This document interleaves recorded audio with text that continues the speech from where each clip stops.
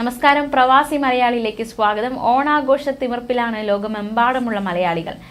കേരളത്തിലായിക്കോട്ടെ, കേരളത്തിന് പുറത്തായിക്കോട്ടെ, ഓണം എന്നത് ഏവരും ഒന്നിച്ചാഘോഷിക്കുന്ന ഒരുമയുടെ, ഐക്യത്തിന്റെ, സന്തോഷത്തിന്റെ ദിനങ്ങളാണ്. അതുകൊണ്ട് തന്നെ പ്രവാസി മലയാളികളും ഓണാഘോഷ തിമിർപ്പിലാണ് എന്നറിയാം. എല്ലാ പ്രവാസി മലയാളികൾക്കും ഈ ആഘോഷ നാളുകൾ സന്തോഷകരമാകട്ടെ എന്ന് ആശംസിക്കുകയാണ്.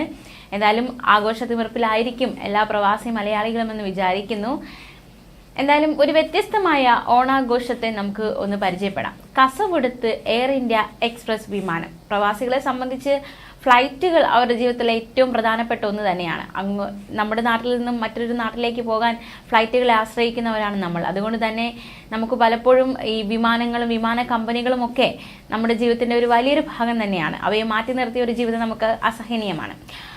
അപ്പോൾ എയർ ഇന്ത്യ എക്സ്പ്രസ് കസവെടുത്ത് ഈ യാത്രക്കാരെയും ഒക്കെ എന്ന് അമ്പരപ്പിച്ചിരിക്കുകയാണ്.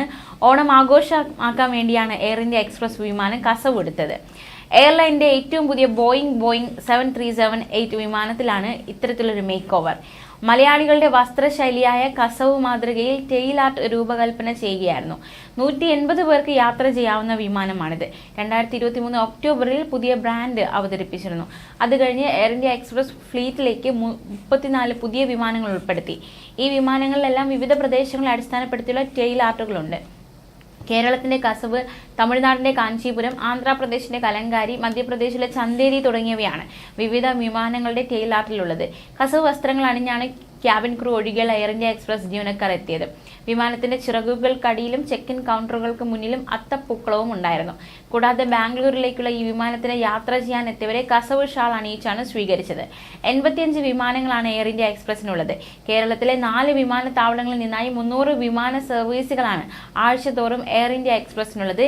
എന്തായാലും എയർ ഇന്ത്യ എക്സ്പ്രസ് കസവണിഞ്ഞെത്തിയത് പ്രവാസികൾക്ക് പുതു കാഴ്ചയായി മാറിയിരിക്കുകയാണ്. അതേസമയം എയർ ഇന്ത്യ എക്സ്പ്രസിനെ സംബന്ധിച്ച് ഇന്നൊരു ദുഃഖകരമായ വാർത്ത കൂടി അവിടെ നിന്നുണ്ടായി. അതായത് 11 മണിക്കൂറോളം യാത്രക്കാരെ ബുദ്ധിമുട്ടിച്ച Air India Express. Air India എക്സ്പ്രസിന്റെ ദില്ലി കൊച്ചി വിമാനം വൈകി 10-11 മണിക്കൂറായിട്ടും വിമാനം പുറപ്പെട്ടില്ല. യാത്രക്കാർ വലിയധികം ക്ലേശത്തിലൂടെ കടന്നുപോയി. എന്നാലും പിന്നീട് ഇന്ന് രാവിലെയോടെ വിമാനം പുറപ്പെട്ടിട്ടുണ്ട്. എയർ ഇന്ത്യയുടെ ക്രൂരത എന്ന് തന്നെ വിശേഷിപ്പിക്കേണ്ടിയിരിക്കുന്നു ഈ ഒരു സംഭവത്തെ. ഇന്നലെ രാത്രി 8:55 പുറപ്പെടേണ്ട വിമാനമായിരുന്നു ഇന്ന് രാവിലെ വരെയും പുറപ്പെടാതെ നിന്നത്. പക്ഷെ എന്താണ് കാരണം, എന്തുകൊണ്ട് പുറപ്പെട്ടില്ല എന്നൊരു വിശദീകരണം അവർ യാത്രക്കാർക്ക് നൽകിയില്ല എന്നൊരു ആരോപണവും യാത്രക്കാർ ഉന്നയിക്കുകയുണ്ടായി. ഇതോടെ ഓണത്തിന് നാട്ടിലേക്ക് പോകാനിരുന്ന മലയാളികളടക്കം നിരവധി യാത്രക്കാരാണ് വിമാനത്താവളത്തിൽ കുടുങ്ങിയത്. എയർ ഇന്ത്യ എക്സ്പ്രസ് അധികൃതർ വ്യക്തമായ കാരണങ്ങൾ പറയുന്നില്ല എന്ന് യാത്രക്കാർ മാധ്യമങ്ങളോട് പ്രതികരിക്കുകയുണ്ടായി. രാവിലെ 6 മണിക്ക് വിമാനം പുറപ്പെടുമെന്ന് അവസാനം അറിയിച്ചു. പക്ഷേ എന്നിട്ട് ഒരു 9 മണിയായിട്ടും അത് പുറപ്പെട്ടിരുന്നില്ല.